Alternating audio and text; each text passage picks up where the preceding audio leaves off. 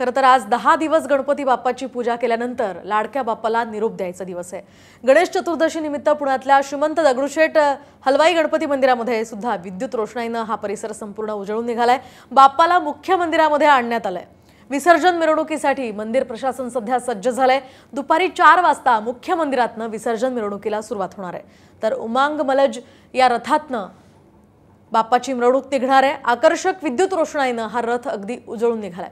यंदाची प्रतिकृती ही जटोली शिवमंदिराच्या विषयाप्रमाणे रथाची मांडणी करण्यात आली आहे। मिरवणुकीच्या आधी उत्सव मंडपातली मूर्ती मुख्य मंदिरामध्ये आणली आहे। मुख्य मंदिरात सुद्धा आकर्षक फुलांची आरास करण्यात आली।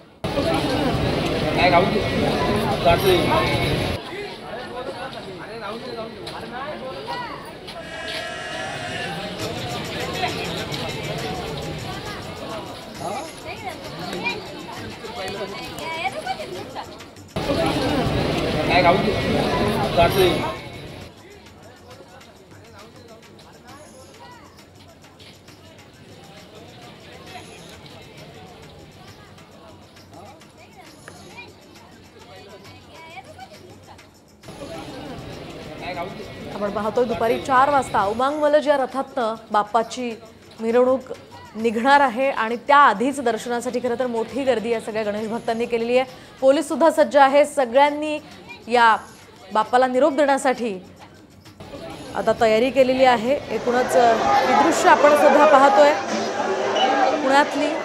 पुण्यातल्या दगडूशेठ हलवाई गणपती मंदिराची ही मिरवणूक पाहण्यासाठी खरं तर सगळेच उत्सुक असतात आणि त्यासाठी विशेष सोय सुद्धा प्रशासनाने केलेली आहे। पार्किंगची व्यवस्था करण्यात आली आहे। पुणे शहरात सध्या मंगलमय चैतन्यदायी वातावरण आहे आणि यामध्ये या संपूर्ण 10 दिवसात सुद्धा अनेकांनी दगडूशेठ हलवाई गणपतीसह पुण्यातल्या सगळ्या बाप्पांचं दर्शन घेतलं। आनंदात हा उत्सव खरं तर साजरा होतोय आणि चैतन्यपूर्ण वातावरणामध्ये पार पडलेल्या गणेशोत्सवाची आज सांगता होणार आहे। आज अनंत चतुर्दशी आहे आणि त्याच निमित्त गणरायाचं विसर्जन करण्यात येतं।